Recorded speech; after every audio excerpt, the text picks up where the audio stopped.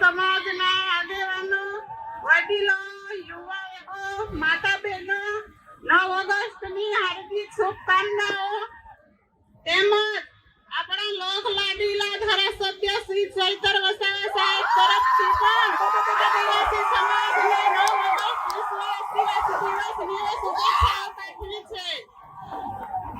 દર વર્ષની જેમ આપણે આ વર્ષે પણ 9મી ઓગસ્ટ વિશ્વ આદિવાસી દિવસ ઉજવીએ છીએ. ત્યારે આપણા આદિવાસી સમાજના રીતિ રિવાજો, રૂઢિઓ, પરંપરાઓ, વાજિંત્રો, પહેરવેશ આપણે આપણા સમાજનું અસ્તિત્વ ટકાવવા માટે આપણે જાળવી રાખવાનું છે.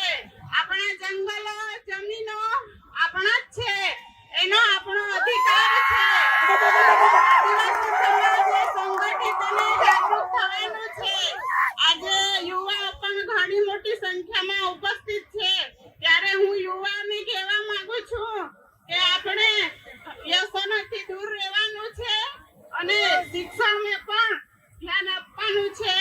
આદિવાસી સમાજમાં શિક્ષણ ઘણું ઓછું છે, એટલે આપણે શિક્ષણ લાવીશું તો જ આપણો આદિવાસી સમાજ આગળ આવશે. આપણા ધારાસભ્ય સાહેબ આપણા આદિવાસી સમાજ માટે સડકથી સદન સુધી ઘણા પ્રશ્નો ઉઠાવે છે.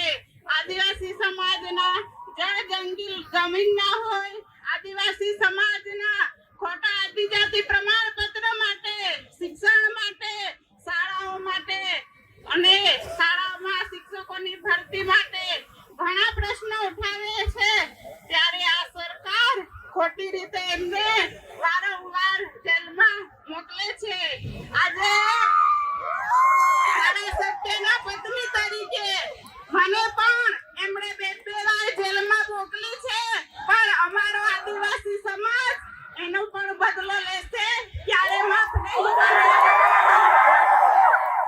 આદિવાસી સમાજના ઘણા અત્યાચારો અને અન્યાયો થાય છે. આ સરકાર ઘણા તાઇફાઓ કરે છે. આપણા વિસ્તારમાં આદિવાસીઓ માટે સ્ટેચ્યુ બનાવે છે, કોરિડોર બનાવે છે અને મોટા મોટા ડેમો બનાવે છે, પણ અમારા આદિવાસીનો વિકાસ થવાનો નથી. અમારા વિસ્તારમાં જ્યારે અમે ડેમનું પાણી આપો, સારી શાળા આપો, સારા સ્કૂલો આપો, સારી હોસ્પિટલો આપો, સારા કોલેજો આપો અને યુનિવર્સિટી આપશો, ત્યારે અમારો આદિવાસી સમાજ આગળ આવશે અને ત્યારે અમારા આદિવાસી સમાજનો વિકાસ થશે.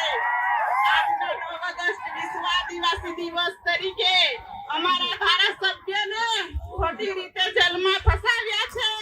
જંગલ જમીન માટે, આદિવાસીઓ માટે લડે છે. એમને વારંવાર જેલો કરવામાં આવે